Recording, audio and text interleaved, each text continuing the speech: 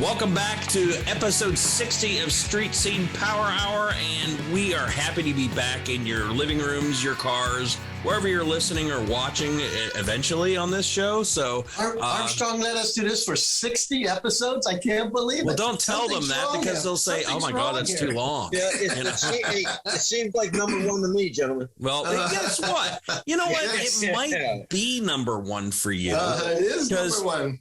We want to introduce you to our new co-host, John Leseganich. And I'm right. I think he got it. I think he got it. All right. Don't worry, John. You know what? It may be difficult, so you can just introduce me as Mr. Leseganich. Yeah, or Johnny. Yeah, Johnny L. How's that? Johnny, right? JPL, yeah. And when you talk to Carl, you'll be Harold. Yeah. See, you don't want people to know that. We'll talk about that later. We'll talk about that later. You know, we want to welcome John to join our show. We've been, we're happy to have him aboard, and he's going to bring a lot to this show because, you know what? Let's hit John. Let's go through your history first and introduce yourself and tell us why you're going to add a lot to this show. All right. Well, first, I appreciate the podcast inviting me and asking me if I wanted to co-host. And I think what I can bring to the show is, number one, a lot of years of experience. I've been a car guy my entire life. A little bit different car guy than some people because I've had so many. I don't fall in love with one specific automobile. I like anything that, to quote a saying from a movie, I love the smell of a combustible engine. Yeah. They use something else in that movie, but and I always, as a kid, grew up working on cars. When it comes to the motorcycle end of it, I'm a retired Motorcycle Safety Foundation instructor. We actually, through myself and the National Safety Council, the Ohio chapter, brought the very first riding course to the area. It was held at the vocational school in Canfield. Then we branched out a little bit. So I did that for a number of years. Always been a biker. And I think I could bring some information. You see individuals my age that are kind of changing. We're going from the big touring bikes to the smaller bikes, even the scooters. We're going from, working on the classic cars to having one that we just enjoy to drive, and rather than turning wrenches on it all the time. Yet we still want something in the garage where we don't have to get it fixed real quick. Mm-hmm. We want to go back there. So I kind of like you more and more, John. You're older than me, so I'm not the oldest one. I understand that. and you know what? I was contemplating using the Just for Men, just so I can hide that. Yeah. But I didn't choose to do that. But again, I think that the years of experience, my time working on the cars, I did radio in the past. I did a couple of radio shows myself. He also hijacked a couple radio shows too, right, Carl? Yeah, he did a couple of times. And I just think I want to bring some good information to the listening public and the viewing public. And I think with you and our guests that we have periodically, that's going to be a powerful show. A show that they're going to talk about, weeks after they either heard or watched. Yeah. And we have our family dogs here too, right? Yeah, I got 3 of them over here. Somebody's just visiting the back door. I didn't, and I thought I'm a little confused. I didn't know it was a dog show. I thought it was actually. Yeah, it's a dog show. Yeah. No, that's all right. We just call Rick a dog anyway. Shut up. Yeah. You know what? On that, if you ever watch some of the TV shows, that one Custom Garage or something, the guy's a great fabricator. Yeah, full custom garage. Him and his pit bulls. Yeah, does. Yeah. Pit bulls. So what I think I'll do is for the next show, I'm just going to bring maybe like a stuffed dog and just. Well, me and Rick have real dogs. I'll just bring. Greg's got dogs. I don't want to bring some sad news to the show, but I just recently had to put down. Oh, yeah, that's a tough thing. Rick and I always say this, we've talked about this for a long time. We go out to car shows. There's people walking the dogs on the hot pavement, and man, that's tough on a dog. Mm-hmm. Don't do that. And then they're family. They're, pets are family. We had ours for 12 years, and it's been a month, and it's still, you come home, you watch, things are different. But that's something's missing. Let's talk about cars and motorcycles, and even boats. Yeah. Just to fill you in a little bit, if we ever want to talk about classic boats, my father and I, prior to him passing away, had a boat up Lake Erie. He was a captain. We ran charter up there. So we could talk about, and there was some nice Lymans up there, some really interesting, cool, classic boats. So anything with a combustible engine, I'm ready, willing, and able to talk about. And even as we were talking before the show went on, and Carl, you'll jump in on this, we're moving to the electric, the EVs. Yes, we are. I'm sorry. I'm shaking my head. Whether you shake your head or not. I mean, I know. That way, everything's going to happen. It's going to happen. And like it or not. Exactly. Or And, not. I wouldn't mind a hybrid. I can do it. I can get that. Yeah. Those are pretty cool, those hybrids. I'm starting They are. But the EV, I think that's the way to go, actually. Yeah. well, you know what? Here, Carl, let's all agree on this. Here's what I hate, and we don't want to bring politics into the show, but I hate when people get periods where they say, 10 years, let's go all EVs, everybody. I think, and Carl, you brought it up, what you can do is you can slowly move into it with the hybrids, or you can slowly say, hey, every mail truck out there should be EV, because they travel in little areas. Maybe every taxi in a big city, but not the cars you and I drive. No. Well, In some applications it's fine. Other applications, I don't think that it is. I mean, it's just, to me, it seems a little ridiculous. If I want to go from New York City to California, to San Francisco, California, I've got to plan wherever I can stop to get my car charged. That seems a little ridiculous to me. Yeah. But if I want to go with a gas car, I can stop anywhere at any time and go. And I don't have to stop for a half hour, 45 minutes to charge that car. Mm-hmm. Hey, Carl, explain to people what a hybrid is. Some people might say hybrid, we're not too familiar with them. So a hybrid is a car that it has electric motors, plus it has an internal combustion engine too. As you drive, the internal combustion engine, if you use it, it charges the electric motor, the batteries, I should say, not the electric motor, but the batteries. So you can run the batteries down to almost nothing. Start the gasoline-powered motor, and it will charge the batteries back up for you as you continue to go on. Okay. So to me, that's the way to go. There's no plugging in anywhere. They charge themselves. So to me, that's the way to go. Do they have electric motors on them like the yes, they do. EVs? Yes, they do. Okay. Yes, they do. Yes. Mm-hmm. They're not as fast as the EVs, though, are they? You know what? I can't answer that question. Quick. They're quick. Because EVs are extremely muscle cars. Yeah. I mean, they'll burn you on a quarter mile. It's just you're not going to get off the line as quick as an EV will. They're quick. They're just super quick. And I as far as torque off the line, you can't beat an EV. You can't. Yeah. You're not going to. Let's get into the meat of the whole reason we always welcome Carl back because he gives us this some is insight. his third time. Yeah, I know. I don't think we've had anybody back 3 times now. Yeah, usually I'm only ask one time normally, and that was it. Gentlemen, I know on Saturday Night Live, if you do it 5 times, you get a jacket. Anything we can do. All right, okay. We're only going to have them 4. You can't afford a jacket. Carl, here's what we're going to do. I'm going to take one of my old shop jackets out that's ripped, and when it hits 5 times, I'll just give it to you. That's cool. I'll wear it too. Yeah, I'll wear it to all the car shows. It don't smell that great. I'm going to be honest. That's all right. It's dirty. Smells like grease and gear oil. That's 98 gear oil. Smell, Okay. Yeah. Carl, if you wear that jacket, you'll have an excuse for not smelling that great. Let's get into the meat of the show here. The reason why, last time we had Carl on was in the fall. We were just putting our cars and motorcycles and boats and anything with a motor away. Give us some tips on storage. Now, this is the opposite. We want to, if you've owned a classic car or motorcycle or anything for years, you know the routine, but you might have forgotten a step.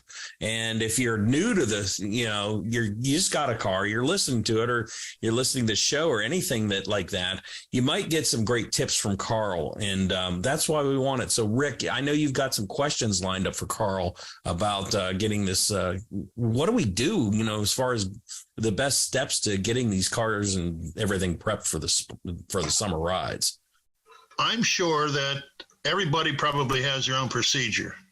I have my own procedure. It seems to work for me. I don't have a problem with it. Like I said before, when we put our cars away, I normally, put stable in fill the gas tank up about half to 3/4 of the way, put stable in it. Well, one of the first things you need to do when you get it out, I do, is I'll pull the cover off it, look for any kind of intrusion from the little critters that come around. Yeah. I'll lift the hood and gather my dryer sheets. Mm-hmm. Hopefully the dryer sheets are still there. Those pretty good. Those were good. I had success with them this year too. Yep. Thank goodness I did. I gather all my dryer sheets, which I put underneath the hood in various different places like distributor wires. They love wires. So yeah, and we all know why they love wires. What's in the wires? Salt or something? Is that what they're after? No. I'm trying to think of it right now. I can't think. It's escaping me. I'm having a senior moment as they seem to be quite more frequently here lately. But join the crowd. Yeah, that's what they go after is the wires. They eat the insulation in the wires because it's made, and I forget what it's made with. But the insulation is what they go after. That's why they eat the spark plug wires. No, it's not fiberglass. I always thought it was salt or something in it. I don't know. But it's an oil that they use. It's some kind of petroleum that we use. Yes, and that's what attracts them. And the name escapes me right now. But I even put my dryer sheets underneath the car, inside the car and under the car on a piece of cardboard to try to deter them. So I take all that stuff out first. Next thing, what I'll do is I look at that cardboard that I had underneath the engine. And that's a telltale sign. If you got any leaks or anything, that's going to tell you right there. If you have any oil leaks, transmission fluid leaks, antifreeze leaks, brake fluid leaks, mostly if it's underneath the car. So look at that. That happens pretty frequency from sitting. It does, right? And you're going to find if you have some spots on the cardboard, it's not uncommon for a car that sits for an extended period of time to have some seepage. In other words, the rear main, rear main seal may seep a little bit. You may have valve cover seepage. You may have seepage coming from most anywhere. And it's not uncommon for that to happen. To be alarmed. Gets that problem once in a while too. He's an old that's not from my car.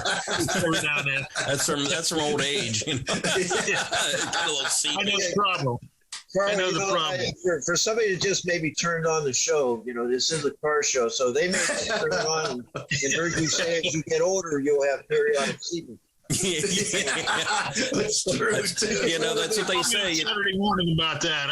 We can go further on Saturday morning about that. That's what they always say. You start out in diapers, you end up in diapers. So. Oh, yeah, exactly. That's what we got to make for cars. Diapers. Carl, before you go any further, and you put and you said 3/4 to half a tank with some stable. And when I store my cars, I do the same. And I know you're leading this way, but when you go to start it up, do you top it off with fresh gas? Well, I normally don't. I go to the gas station after I get everything done that I want to do and top it off with gas, because the stable pretty much resolves any kind of issue that you might have with the fuel going stale. So I've had pretty good luck with it that way. You could do it if you wanted to. I mean, it would be approved. I would say it'd be okay. I don't see a problem with it. Yeah, but I'm just too lazy to carry a 5-gallon can of gasoline in and do it. That stable flowing through the fuel system does nothing, right? Doesn't hurt anything. Oh, it doesn't hurt anything at all. No, absolutely not. As a matter of fact, I make sure I run it after I put the stable in it in the fall time to make sure that it is in the entire system. Especially, our carburetors are, and a lot of people don't have carbureted cars anymore, but I still do. But I don't want that stale fuel setting in the carburetor. Yeah, how does that work for you, Rick? When you have stale fuel in your car, how does that work? Oh for yeah, you? It works really well. Yeah. Uh-huh. Sorry, I had to get on the that problem now. Gee, my '69 Firebird. Everything got all tarnished up on it, and the float stuck on it, and it's just. I was driving it the other day, and gas was pouring everywhere. So, time to see Harry Benchwick. Yeah, Harry Benchwick. Yes. Yeah. Yeah, but the next thing I'll probably do is I'll start checking all the fluid levels, and I mean all the fluid levels, from the brake fluid to power steering fluid, engine oil, transmission fluid, brake fluid, everything that you can check, and make sure everything's okay. And at that point in time, if my battery's all right, which it should be okay because I use a battery tender on it, not a charger, but a tender. The tender's great. So Yeah. And the again, battery should be okay. That prolongs the battery too, right? Oh, absolutely. Yeah, absolutely. I got to jump right in here. You know, again, you don't have to spend a whole bunch on a battery tender. No. Harbor Freight. 15, Go to 20 Harbor bucks. Freight. They're like $9. I mean, $9? yes, they're just a float charger. And let me tell you a story about that, because I am purposely seeing how long this battery will last in my Ford. My Ford, I bought the battery in 2009. And it's still nope. I'll send you a picture of the tag. And I do that, and I don't care if it dies. And I just want to see how long it lasts, because I do that every year. I'll float charger in the winter.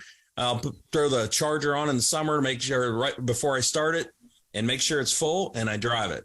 And he'll be coming home about 10 o'clock. 2009. But I don't care. I'd be happy. I'd be like, oh my God, look how many years this lasts. I want to, and I said that 3 years ago. I want to see how long this battery's going to last, and it's still going. So anyway, go ahead, Carl. That's good. I'm glad to hear that. Yeah. At least somebody gets longevity out of batteries. Besides the only one. I usually get 3 years out of them now, but that was the only one that's. How long do those usually last, Carl? 3, 5 years? 5 years? It depends how nervous you get. My newer cars, we've got to 5 years. I get kind of nervous. I'm thinking, I know when it's going to quit. I know exactly when it's going to quit. And my truck, actually, I felt it. The truck actually prolonged the starting period of the truck. So I knew it was getting close. So I just went ahead and changed it. And sometimes when they're that old, they just die. They don't give you a warning, right? They do. Just die. Yes. Yeah. Especially extremely cold weather or extremely hot weather. Yeah. I think the rule of thumb is, if and they do this on purpose, if you buy a car and you finance it for 5 years, everything goes in 5 years. Yeah, warranty's up. That's 5-year warranty on the paint. Yeah. You're right. So Carl, you talked about the engine, you talked about checking the fluids and the drivetrain. I have a 95 Vet that I store in the wintertime. And I notice sometimes when I take it out, the tires will thump on me a little bit, kind of almost like a flat spots, until I run it a little bit, and then that goes away. Is that normal for that to? That's pretty much normal. They're the old glass tires, or the new radial style tires that I have on there? Yeah, they're the newer ones. Okay. Yeah. But that wouldn't be uncommon for that to happen. I mean, they set in a flat spot for 3-4 months, so it wouldn't be uncommon for that to happen. They should come right back. What about jacking it up? The radial. Yeah, would you suggest jacking, get them tires off the ground? I know we're talking. I never did that. I mean, in days gone by, the old glass tires we used to have, yes, I would jack those up. But now, with the radial tires that we have right now, I don't see a need to do that. I really don't. Right. I don't hear that many people complain about the thumping noise or the thumping in the tires after they get it out of the winter. Quick tip for you, John. You know what I do with my cars is, I'll fill them up to like 50 pounds and store them. Then it just rounds it out. And, it just, then you just deflate them in the spring. You don't get that thumping anymore. Yeah, they grow up after a while, too. Yeah. John, Go ahead. I do put springtime air in it, too. I mean, you got to leave the old winter air out, and then put springtime air in. Yeah. Carl, how long do you think we should go on tires?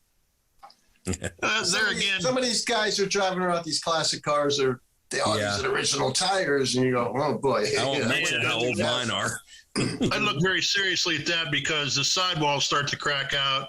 They start to get cracks in them, and blowout is a blowout, no matter how fast or how slow you're going. And if you got a classic car, probably one of the last things you need is a blowout. Mm-hmm. I look at them, 5, 6, 7 years, and if they're starting to really, if they're weather beaten and really starting to crack, I'd get rid of them. I'd get new tires. Really, mm-hmm. I mean, it's not worth the car. I mean, you've got a nice car. You certainly don't want to end up wrecking it because of a bad tire. And a lot of guys who let their cars sit outside will experience that more than the guys who have them in storage.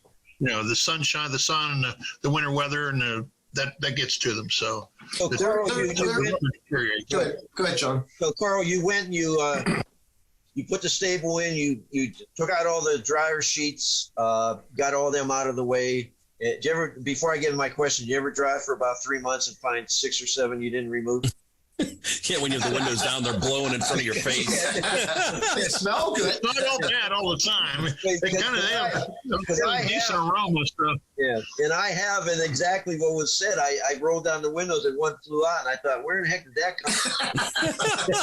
But anyway, so you went through, you checked you checked all the fluids, all the levels, took the dryer sheets out. So you the battery was triple charged all through the winter with the tenders. So you crank her up. Any tips on, hey, you want to take it easy for the first few, 10, 15 miles, or you just go out there and do what you do? Well, when I start mine, what I normally do is obviously make sure I got charging units charging, the alternator's charging, make sure I got oil pressure, obviously. And if it's running okay, I'll let it sit there and just run for probably 20 minutes to a half hour. Just let it sit and idle.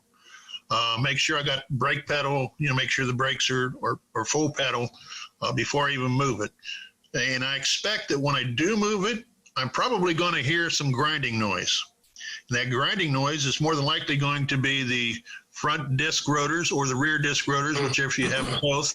You could have, because obviously even sitting there and as many things as we try to do, you're going to have some rust on it. And when those pads hit the rotors, you're going to hear probably some grinding noise. That should dissipate after you drive it for a few miles. But I tend to take it easy for a little while, but then also, after I've driven it 10, 15 miles, I like to see what it's going to do, make sure that when I hit the accelerator, it's going to do what I want it to do. So I try not to baby it too much after I've made sure everything works okay, because I want to be able to stop too. So, that's why I'm saying. That always helps. Yes, it's pretty important that the brakes work every time. Yeah. But once I get it running, get it out on the road, I don't baby it. I go for it. I want to run it. You got disc brakes on that Chevy of yours? On the front. On the rear, I got drum. Yep. You know what, Carl? A few weeks, about a month ago, I had the Firebird out, and I was hammering it a little bit just to see what it would do. And all of a sudden, the red light changed real quick. The light changed to red real quick. And all of a sudden, I hit my brakes, and I go, oh, boy, I'm not stopping. That's what you get with drum brakes all the way around. Oh, boy. So, time to upgrade. I will be putting disc brakes on it real soon here, believe me. It's about time to call Willwood. Yeah. Yeah, those are the best, aren't they? Double what? I grew up in driving cars and we're talking about this subject where I thought every car that you drove, you had to pump the brakes, full brake pedal, right? Or you had a double clutch. Yeah. I just thought cars, that's what you had to do in cars. That's just how you stop. I still pump the dang brakes. I don't care. This part of the driving regime, I still pump the brakes a little bit. I'd rather do that. I can tell you, just from all these years of driving analog brakes, I'd still rather pump the dang brakes than use the analog. I don't know why.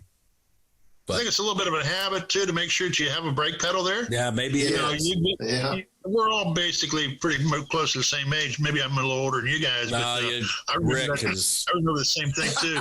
John's way up there John's too. older too. Yeah. John's older too. Yeah, maybe John's older than me. I don't know. Pretty close. Looks like I'm talking to my kids. Go ahead. I got shoes older than you. We grew up in driving cars like that, and I'll tell you a quick story. Yeah. I had a 62, real quick, a 62 Chevy, and it had I think it was a 236 cylinder in it, right? Is that what they had in the Chevys? Yeah, 230. Yep. And I had a busted motor mount, so the motor would twist once in a while. And when you gave it gas, sometimes the linkage would stick because the engine would twist. So rather than put a new motor mount in, I just learned to put my foot underneath the gas pedal and lift it back up. Oh, yeah, because twist the throttle linkage. I've had that happen. Well, the problem is a buddy of mine said, hey, John, can I borrow your car? And I'm not thinking. I said, sure. If you ever see somebody come back as white as a ghost, and he walked back, he said, I left it down the street. I can't drive it. No. It's like a real live Christine. Yeah, exactly. That's a pretty simple fix, too. But again, that's all. And that's what I love about your show, Carl. And this show, I think when you understand cars and how they work, I think you become a better driver. I think you're right. Yeah, you know what's going on. And the newer cars, I'm lost sometimes on the newer cars. The first time I seen a somewhat new car, I lifted the hood, and I didn't even know where the spark plugs were. No, I just couldn't see it. But I think if you understand vehicles, and I think you just appreciate and drive them a lot better, and you take care of them better because you know what can go wrong, you know what can break, So that's why I think you're right. Before we go on, we were talking about Harold at the beginning of the show, and tell them that story there, John. Yeah, we'll just Rick. Let's just sit back and just listen. Yeah, listen. Carl, your host. Your host's name is Jim Gahanna. Jim, that's it. We couldn't figure it out. Two great guys. If those of you doing or listening to this podcast, if you listen to Carl's show, it's been on only a few. How many years? 34. Yeah, only 34. Not long at all. You guys. And Carl, you guys not as old as Greg is. Yeah, you eventually get it right, Carl. Believe me. Another couple of years, you'll have that down pat. We're trying. It's difficult. I used to listen to the show, and I'd be driving around, maybe going to a swap meet or doing some garage sales. I used to like garage sales, and these people would call with some of these simple solutions, and Carl and his partner would get on and say, "Here's what you want to do." And in my mind, I was thinking, because of the old days, duct tape, tie rods, some other, and I would call and give the alternate, the opposite fix on that. And it was a lot of, well, here, let me say this, and I don't want to put thoughts in someone else's mind. It was a lot of fun for me. I don't know how you guys received it. What was your alias there, John? I was Harold from Newell, West Virginia. I drove a 65 C10. You were causing trouble then, and now you're causing trouble now. Hey, look, when I grow up, I'm going to stop. well, we're all screwed. That brings up, Carl. That brings up a topic I wanted to bring up. I was reading an article recently where the standard shift is actually coming back more than God. It is, and manufacturers are seeing some of the cars, people requesting the standard shift.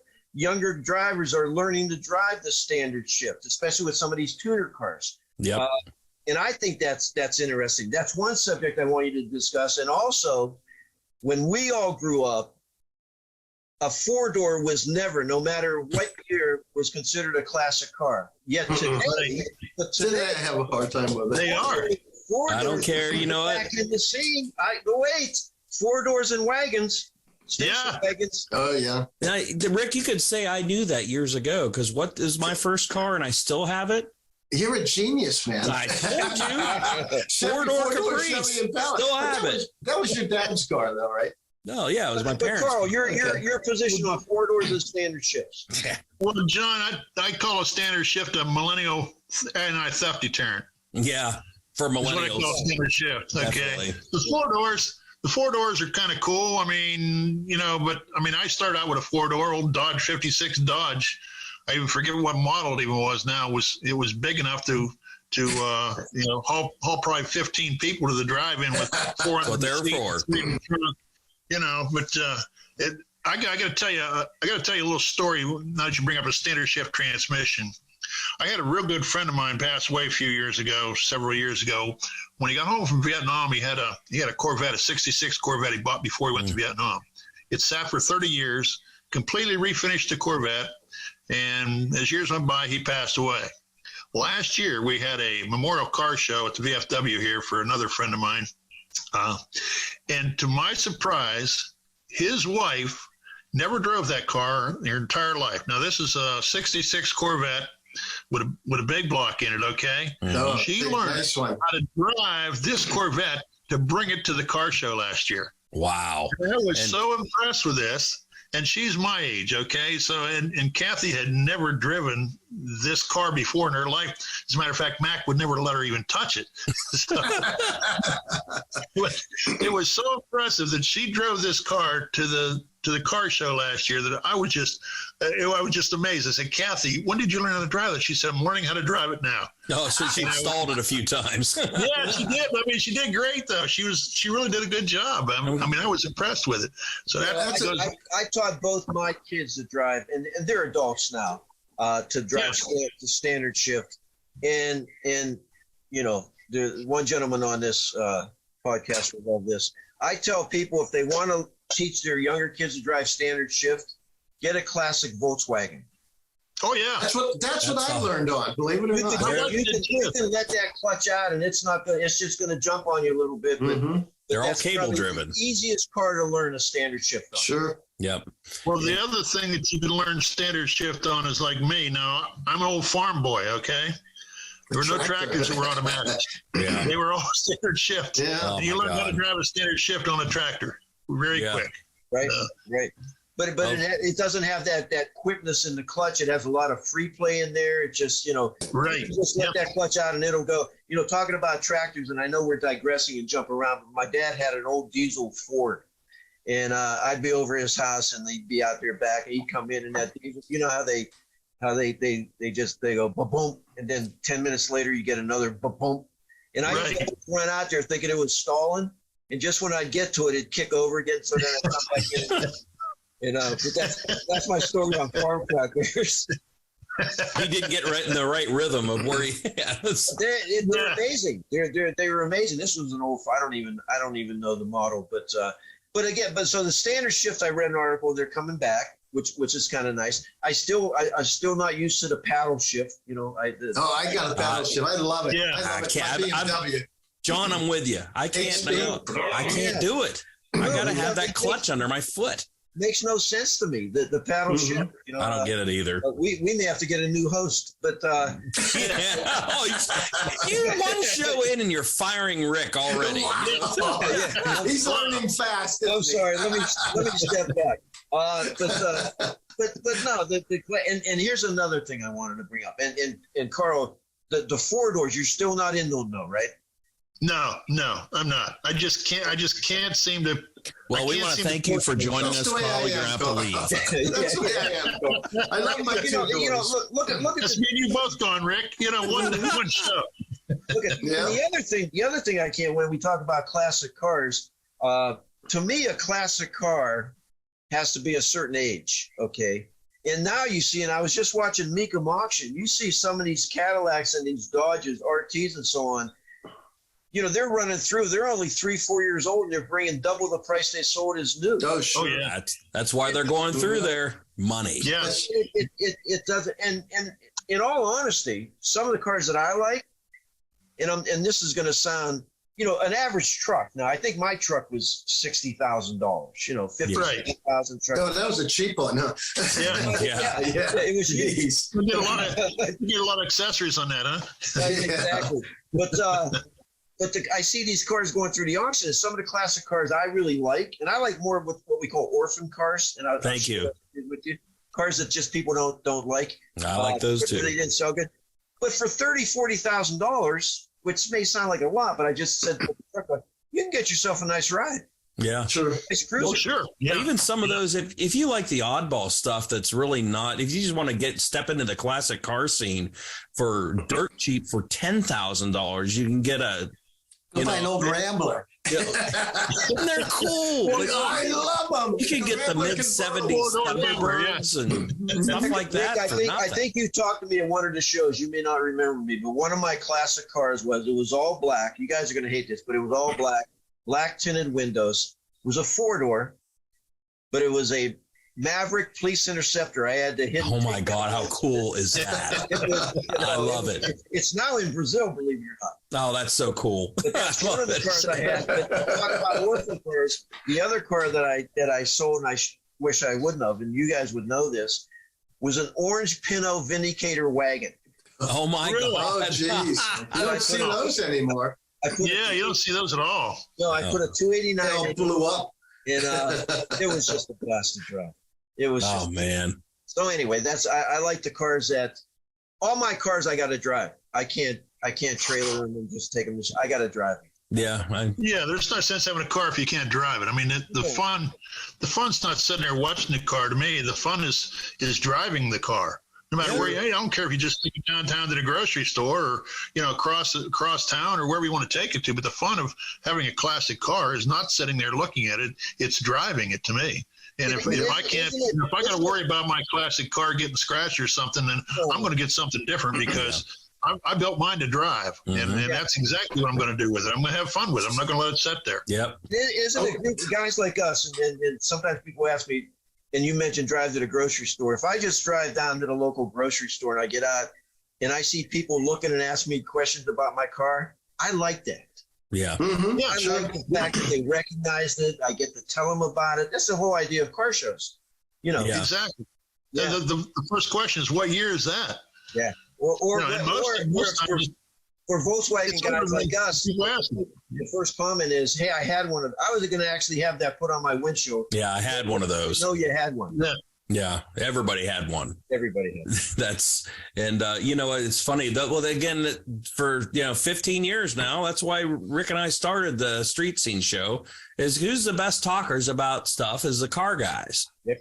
And motorcycle guys, they want to talk about their ride, and that's why it's taken off like it has, and that's why everything's still around. So The only difference between the car guys and the motorcycle guys, when I would go to car shows, we'd talk about our cars. When I'd go to bike night, we'd have to have 3 or 4 beers before we start talking. well, yeah, that's the difference. But you know what? There's nothing wrong with that either. And usually when when Rick and I go to these shows, we'll go to the car guys. They'll be sitting out in the chairs, and then their groups, blah blah blah. We can talk to them. We want to find motorcycle people. We have to go in. If we go to Quaker Steak, well, there's nobody around their bikes. They're up at the bar. We always have a hard time getting interviews from those guys. Right? Yeah. Exactly. And here's the difference for car shows, and I'm going to get jumped on for this and maybe ruin my co-host career. Oh God! You just started. Just listen up, everybody. Hold on. I take the Corvette, or my son-in-law and I have a Z28 Camaro, real nice one. We go to the shows with that, and I find that when I go to those muscle car shows, American shows, people go around and they point out what's wrong with your car, and you hear them talking, look what this guy did here, look at this over here. When I go to the Volkswagen shows, God, they'll help you fix your car. Yeah, Jeep shows are like that too. Right, So. It's a different group. It's a different group of people. We're a different breed. Yeah, that's good. I mean, you need all different types of people and that to make the thing go around. If you had everybody that liked Corvettes only or something, it'd be boring. Or car people are really good people too. You know that they're just really. They are. They truly are. And it's great. 15 years we've been doing this show, and we've never had any problems with anybody. Once in a while, we'll have somebody that's got an attitude a little bit. But, you just walk away from them. Exactly. And then I had an old Porsche one time, and if you go to those shows, you have to smoke a pipe. No. I don't know why. Tie a sweater around your neck, right? Yeah. Oh boy, I better not talk about my BMW then. Yeah. My Porsche guy's gonna hate me. I was gonna tell you, John. At our car show, we make all the plastic cars park out back. We got the real metal cars up front. Yeah. When it comes to Corvettes, and again, growing up, I just always wanted to own a Harley. Because you got to have a Harley, and I have a Corvette. So I got a Harley. I'll sell you. I just sold mine. And I got this Corvette now. And I was at a show one time, and there was a couple other Corvettes there, and the one guy said, "Hey, this is a nice one. This one." And I said, "Well, all Corvettes are nice." And I read somewhere that all Corvettes are nice and they're good Corvettes, and if they're not red, they're just a mistake. You got to have a red Corvette. I have a buddy like that. If it's a sports car or a Corvette, it's got to be red. Red, got to be red. Okay, whatever. All right. Well, to each his own, I guess. I don't know. It is. I like both. I'm not a Chevy, a Ford guy, an Olds guy. I'll be honest with you. I enjoy them all. Yeah, I appreciate them all. Rick, if it runs and takes high test gas, it's for me. Yes. Rick, you got any more questions for Carl concerning? We're just going to go back. Okay, here's one for you, Carl. I'll throw something out there, see if it sticks. Pennsylvania, they inspect cars. What do you think about Ohio not getting their cars inspected? You think it's good or bad? Personally, I think it's good. I don't have a problem with it because I think most people now are conscientious enough that when their cars are broken or their cars need repaired, they get them repaired. I don't think we need to get to the point where we have to have inspections. And I'm not saying anything bad about inspection stations, but I'm sure there are inspection stations they call licking sticking. And you know what? But there are other inspection stations in Pennsylvania that go overboard too. Yeah. As far as selling the money, unneeded repairs. Sure. So for my money right now, I think we're good the way we are. You know, you don't see the Ohio State Patrol stopping cars anymore like they used to do and doing inspections on them. Cars are better built now. I mean, whether you like it or not. Yeah, people take care of them more now. I mean, they're more interested in taking care of their cars now. So I don't think we need it, to tell you the truth. I just don't think we need it. I drove in from Pennsylvania for 30 years, going to Youngstown, Portland, working at WKBN. Okay, and gosh, when it wasn't for like bungee cords and duct tape, some of these cars wouldn't work. You know, I got to jump in here because I drove from the same area for a long time, and I noticed that when I was in PA, but it's not that. It doesn't seem that way anymore. No, it really isn't. No, it's a lot different. I've watched that too. I'm like, I'd be coming over across the board and going, "What the hell is that?" Something that's hanging on with duct tape and stuff. Oh yeah. You don't see that anymore. Every once in a while, you'll see a bumper duct tape because they bumped something or you hit a pole or. It's not like that anymore. Every once in a while, and I swear to God, every once in a while, if I see something, I'll take a picture of it because it's either they're okay or it's I can't believe it's even on the road. I mean, there's nothing in between anymore. Well, apparently you guys don't go down to Newell, West Virginia too often. I got to tell you, John, you talk about West Virginia. I got to tell you, a few years back, I'm up at Cleveland Clinic, okay? I had some surgery done up at Cleveland Clinic. I'm up there. My wife and I got back. I got to get a checkup. So we pull in this parking lot. I park beside this motorcycle. I get out of the truck, all right? And I'm looking at this motorcycle. It's got a West Virginia license plate on it. Now, it's saying this is in Cleveland, okay, at the Cleveland Clinic. I look around. I look down at the side, and you being a Harley guy, you know where the battery box is at, right? This thing's got duct tape. It's got the battery taped in with duct tape. I got pictures of it. No. There you have it. Oh, my God. The garages in Newell, you see all those tools behind the picture there that is just different tapes hanging up there. Exactly. It makes me want to go to Rick's garage and just move his tools everywhere. You know that? Right. That's not Nobody my garage. Can be that organized. Nobody can be that organized. No. I just wanted you to feel comfortable, Carl. That's why I got that. I do. Oh, I feel really comfortable. I would disorganize it if I ever get there. I'll tell you. I was going to say, once you find, for the rest of us, why don't you find a messy garage for your background like mine? Mine's trash. I got one. I'll put it up there now if you want. Carl, let me ask you, and then we brought up the newer cars, and we don't see the cars driving down the road with the rust and so on no more. And the F-150 I got, I think, is aluminum. It won't, aluminum bed. Yeah. So, but the cars now, I mean, the newer cars, you don't even tune them up before 100,000, right? Yeah. No. It's amazing. When I first started the show, it was like, if you get 100,000 miles in your car, send me a postcard and I'll read your name and everything in here. It goes to the junkyard, I sell them all with 150,000 on them now. I had a friend of mine texted me the other day. Her son wants to buy this Jeep. Okay. It's got 146,000 miles on it. She said, "Don't you think that's a lot of miles?" I said, "No, that's just broke in. It's halfway there, yeah. It's halfway there. You're right. And think about it this way, and I'm going to date myself. The reason why, and I'm really going to date myself. I can remember when freeways just came in. Yeah. So our driving was all inner city neighborhood. I mean, so to put 50,000 mile on a car, that was down at Schultz's, boneyard. You're exactly right. Yeah, it was unheard of to get 75 or 100,000 miles. 20,000 miles, you get a tune-up and all that stuff, and valves and plugs and. I used to like the guys who would come in the fall time and say, "Can you adjust my carburetor for the winter adjustment?" Sure, I'd be happy to do that. Mm-hmm. Yeah. So that goes full circle on how I support with the position you take, Carl. The inspections are kind of out of date, something we don't really need anymore. Yeah, I really don't think they're. Yeah. You know what? Getting back to that, I think we do need them. Nah, that figures. That's a PA guy. You know what? I knew you did the way you closed the question. let me say, a couple of years ago, this guy was coming down the hill in Youngstown, okay, and he lost his brakes, and he killed 4 people in the car, okay? 4 people, him and 3 kids.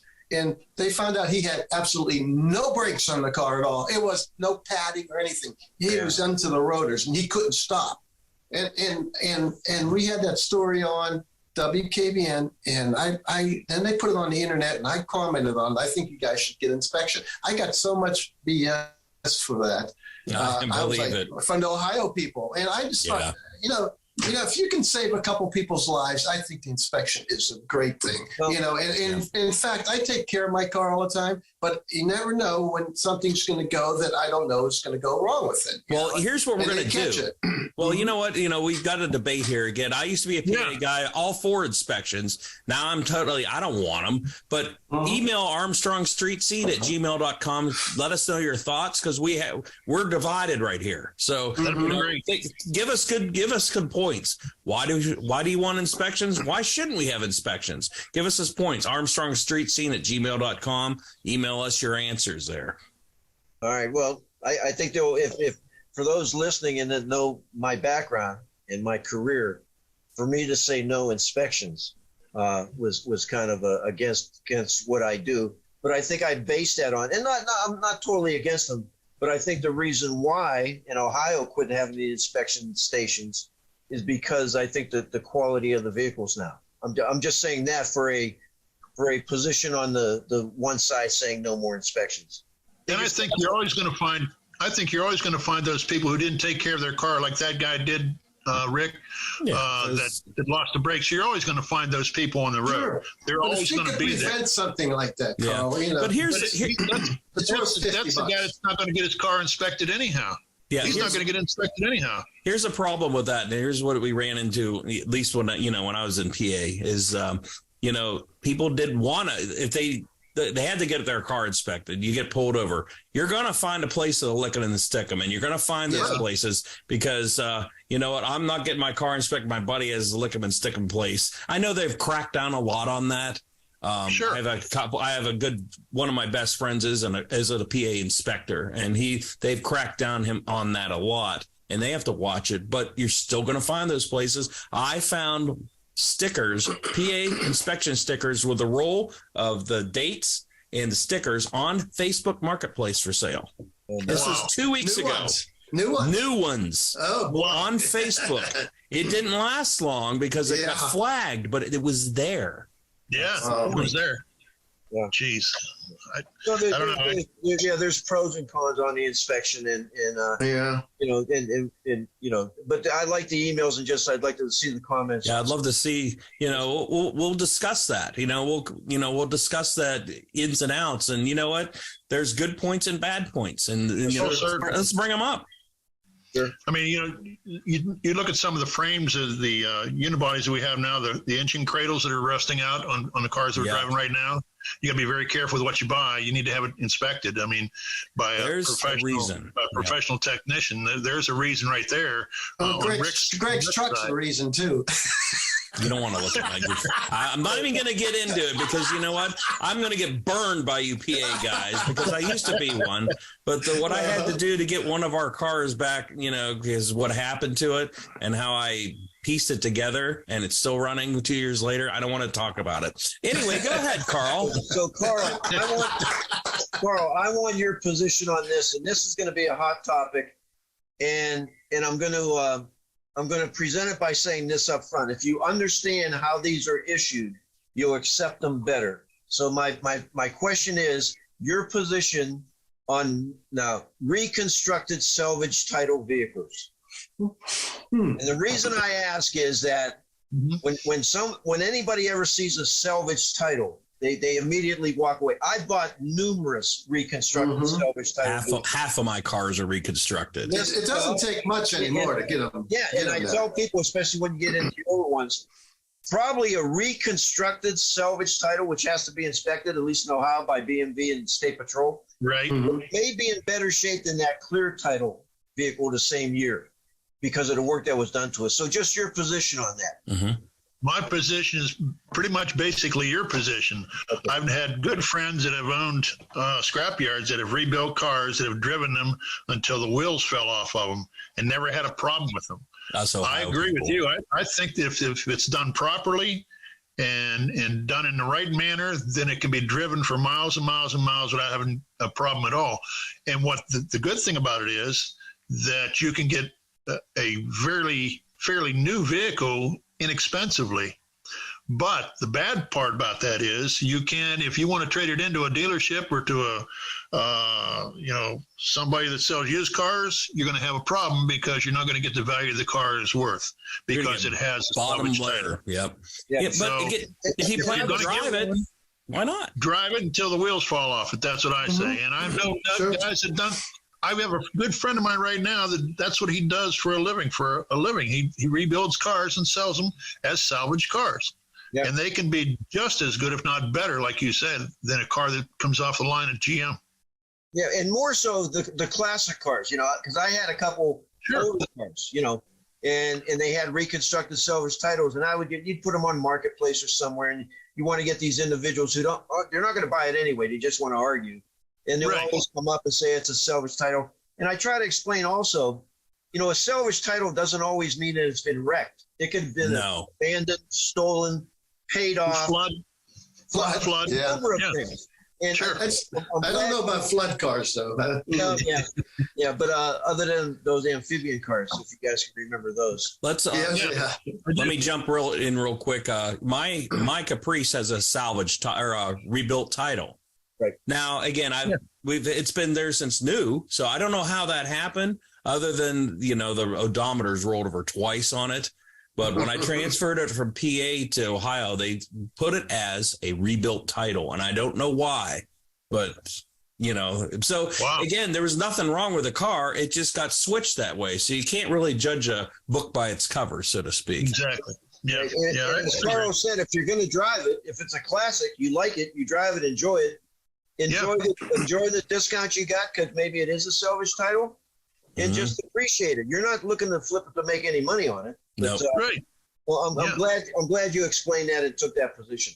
We got about 8 minutes left. Let's start wrapping up questions for Carl. Rick, you've got one. Let me throw something at John here. John, you're a new co-host here. John, you've been married how many years now, and how many kids you got? Just some personal stuff on you, so we get to know you a little better. All right. Married 52 years. 52 years. 52 My God. years. Your wife is a saint, right? I am 52 years old. You realize that? So when I go to car shows and swap meets, she always worries on what I'm going to come home with. Yeah, well, they all do. But anyway, 52 years to my lovely wife, 2 great children. Vicky, my daughter, who lives in the Boardman area. My son, John Jr. lives in St. Augustine. Oh, wow. Boy, that's a nice place. I'm so in love with it. I want to drive the vet to St. Augustine. The wife doesn't want to take the vet all the way down. So that's not very comfortable. But anyway, hosted a couple of radio shows before, had the Captain John's Outdoor Show when the more stations were independent, did that. And right now I'm a regulatory compliance consultant focusing in on occupational safety and health. And retired from, this is going to set a lot of people off, retired from after spending 32 years with OSHA, occupational safety. Okay. Yeah. Where you live at, John? I live in the Austin area, but it's a Canton County address. Okay. And let me just say real quick, since you asked me where I live, you guys remember the name Travis, Ronnie Travis? Travis got an award. His dad built this frame for, I call them track rabbits, but they're called something else. The one with the big wheels on the one side and they go around a circle on the track. Oh, okay. I know what you're talking about. All right. Yeah. Anyway, I bought the son's house, and in his back garage he built those frames. So wow. Yeah. Cool. So you got plenty of room, right? I chopped it up and made it a man cave. So okay. Do we have storage? We could. Pardon me? You have anything? You have any room to store anything? I think Greg and I had the same question at the same time. Believe me, fill it up for you. Yeah, no, I got stuff, and I'm a car guy, a Volkswagen guy, motorcycle guy, good Volkswagen guy. We may have one on our show as a guest. Great tech, lives right down the street from me. So if I bring any Volkswagens home that don't run, I push them down to his garage, tell him to call me, get them ready. Yeah. I've been in the area my entire life. Why is she dragging me? It's nice having you on board here, John. It's going to be it's going to be good. It's going to be a lot of fun. Let's wrap up the show. Rick, okay, here we go. Let me go through some stuff that's going on here around the area. On the 13th of this month with Ben Bissett Chevrolet over at, this is the 13th Ben Bissett Chevrolet car show over in Mercer area. June, on, June 21st, right? Okay. That's usually a pretty good show, and it gets a pretty good turnout there. Here's one that we should probably consider doing, Greg. It's a rally at Route 46. We talked about that with Keith Sturgeon. Oh, yeah. Yeah, at the Harley Davidson, Youngstown Harley. That's June 8th, 9th, 10th, and 11th. Okay. Okay, that's over at the Brew House. Okay. Yeah. Well, that's why you want to do it. I knew there had to have been a reason why. We'll get drunk to it now. And hey, it's a bike show. They got live music there. They got a lot of vendors. Hey, Keith Sturgeon will be selling some of his stuff. We just had Keith on a couple of weeks ago, and he'll be there signing his paintings and everything, and a lot of beer too. Don't forget about the Street Scene Car and Bike Show coming July 28th at the Austintown Park. 23rd. I'm sorry, I can't understand my writing here. Yeah. 23rd, and proceeds go to the Veterans Outreach, right? Yes, absolutely. Let's not forget about my favorite, the 40th Father's Day Car Show in downtown Sharon, Pennsylvania, and that's always a good one. Last year, the weather was absolutely perfect, probably the best you couldn't even buy a day like that. We had 900 cars. We usually have about 600 cars with there's clouds in the sky, but last year there was no chance of rain or anything, and they just poured in. We didn't know where to put them at. Well, go park over there. Go park on top of that car. That's great. So, yeah, that was a good one. And don't forget, we're going to be doing on June 24th, Saturday, we're going to East High School. That's the Brothers of Power Classic Car Show. We've had those guys on, Alex, and who do we have on? Alex and Steve, I think it was. Yeah, we're going to have, I'm going to try to get Alex at least maybe next month. John, we're going to have you have a guest on here as well. So. Yeah, they got some really nice cars. I went last year, and they got some really nice cars. I got a few of them here. Don't forget the Dairy Queen over in Lordstown every Wednesday at 5 to 8 o'clock. I was just down at Lowellville on Monday, and they're pulling in the cars. Lowellville's, you've been there, Carl, right? Yeah. Lowellville's a great show on Monday nights. That's a fantastic show right there. It's a lot of fun. It's a good venue. It really is. That's a good one. We've got one coming up at the VFW in Washingtonville too. Oh, that's okay. Okay. Mm-hmm. On July 29th, we've got one coming up. July 29th at the VFW. Invite you guys up to that one. It's on a Saturday. We had last year we gave away $3,000. We gave away $1,500 to the Heart Association and $1,500 to Robert Bycroft. This year it goes to Alzheimer's and Meals on Wheels here for Columbiana County. So, good. Great. All three of you guys are invited to come on down. It's a great time. Okay, keep us in the loop there. Keep us in the loop there, Carl. We'll talk about it. And don't forget this one, the Pizza Hut in Columbiana. They got a cruise and dine car show. And this is June 3rd, June 17th, July 1st, July 15th, July 29th, August 12th, and August 26th. So there's quite a few dates for that one. And don't forget, I wanted to touch on Southern Park Mall. Mahoning Valley. Mahoning Valley Old Car Club throws it every Tuesday evening at the Southern Park Mall. So yes, Rick, we're going to hit that. Trying to get this coming Tuesday, right? Yeah. Well, by the time this show, if you're listening to the podcast, come out on Tuesday. We're going to try. But it's every Tuesday. Yep. So, John, go ahead, Rick. You have any? Couple more. Don't forget the Quaker Steak and Lube in Austintown on Sundays, which is a huge one, 5 o'clock until dark. And then also Quaker Steak and Lube in Boardman on Fridays from 5 o'clock it starts. Gathering of the Grapes this year, August 13 at Masterpisto Winery. And here's my favorite. This is going to happen on August the 12th at the Valley View Recreation Club.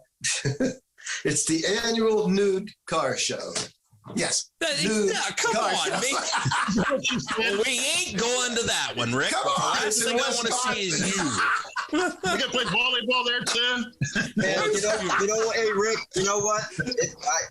I don't know the rating on this show because I have so many lines that I can apply to that show. I know. Well, you know, so many car lines. That is a real car show. I can't believe. Now, where the hell is that at? It's in Wisconsin. It's at the Valley View. Recreation Club, and it's in Wisconsin. I understand. Hey Armstrong, we're going to Wisconsin. What do you need to go plane tickets for? We're shooting a nude car show. We ain't working here anymore. Just think of the ratings, Greg. Look at this. You don't have to pack much. No, there you go. Exactly. But it depends what ratings you want. It depends who shows up. If it's our age group, we ain't getting any ratings out of that. You're right. Did I say it was college girls? That's a little different story then. John, real quick, we're going to wrap it up. John, do you have anything to add here? No, I want to thank you guys. I think I'm going to truly enjoy being a co-host here. Carl, I've been listening to you for years, probably all the time you've been on. I love your insight and your comments. I think the podcast is going to be great. I suggested some guests. I'd like to bring some guests on. I got my VW mechanic guy, talk about the bugs and all that and how that's be great. Oh, that'd be right up my alley. Mm-hmm. Oh, Rick probably won't show up. Yeah, I won't show up. I'm going to get sick that day. You guys may know him. He's well respected, great individual. Some of my car buddies, you guys know this. Gerard is a big mecca of car guys there. I mean, there's a couple garages. It is. That I'd like to talk to bring some people on, and the fact that we can just do it via the Zoom, it makes it easier for them. They could be there. So I hope I did okay for the first time. Yeah, we'll rate you later. Yeah. John, I think you did a fantastic job. Yes. You're a great addition. Don't push it. I think it's going to be a lot of fun. And again, my main goal is that people listening to this, and then when they view it, they get some agreement and they get some knowledge out of it. That's the whole thing. No, knowledge out of our podcast. I don't know. Jeez, I don't know about that. Well, and most of your comments will probably be on the nude car show. Yeah, that's right. Yeah, believe that. Stay tuned Saturday morning. Listen, we'll just give Rick's personal email out on the comments for that. Here, it's Rick Guerrera at. Hey, Carl, give us a little lowdown on your show there, Carl. When you air it and all that. Saturday morning. It starts at 8:00 in the morning, goes to 10:00 in the morning on Saturdays. We take all calls from anybody. Even Harold we take a call from, and we're trying to help people out there as much as we can to save some bucks on their cars and try to give them some good advice, which hopefully we've done that in the past 34 years, because that's why I get up every Saturday morning, is to hopefully help people out. And Jimmy, my partner, has been with me for 30 years now. So it's been a great marriage, and a great marriage with WKBN. And we certainly appreciate everybody out there listening. And I know we have a lot of people out there who listen, and we wholly appreciate everybody out there. It's a good time, or I wouldn't be doing it. Yeah, Radio 57 AM, right? And also, if you want to see Carl's mug, we can watch it on Facebook too. Facebook there Live, you go. Right? You can watch it on Facebook Live now too. We're on Facebook Live, and of course here on the podcast. That's even better. Yeah. See? Then you can type in your questions on Facebook if you want. They can answer for you. Yes. Well, even Harold can do that. Yeah, Harold. Well, if you ever need any guest hosts, let us know. I'll be part of your show. Okay, I want to wrap this up. See you guys on a Saturday morning. That would be great. Yep. Well, that's fine with me. I want to wrap this up real quick. We've got an Eastwood Products giveaway to give. So let's plug that real quick. We're still running the contest. It's for an Eastwood product from Eastwood Products. You have to go to eastwood.com and sign up. So you get their emails, and then you have to answer the one question from Rick is Rick. Well, last week we did that one question. Well, that's the same question, so we're still doing it. Oh, it's the same question? Yep. Okay. What is Rick's probably most popular question I ask people in our interviews at car shows? Answer the question. I've been doing it forever. Yep. So if you watch the show, it should come to you pretty quickly. So answer. That's pretty easy. Did you buy it or steal it? God. Huh? What was it? Did you buy this or steal it? Yeah. Yeah. Well, Rick stole it. Anyway, armstrongstreetscene@gmail.com. Email your answers. You have a good chance of winning this prize. So email your answers to armstrongstreetscene@gmail.com. I check that daily. We'll throw it in a name in a hat, and then we'll announce the winner. And that gift, if you win, that gift will get shipped to you by eastwood.com. What, $200 product, that right? Yeah, it's a $200 product, so it's well worth your answer. Yeah, so sure. Carl, we want to thank you for joining Carl. us. We're going to have He's you been back. on the show 3 times now. He's our king of the show. Appreciate it. You know? Yep. 2 more times and I get the jacket. Yep. Well, I got it. That's 5 times. Yeah, I get it real juicy for you there. So, John, we welcome John. We're here and a great asset to this show. We're glad to have you. Thank you very much. For John, Rick, my name is Greg Roten. We will see you down the road.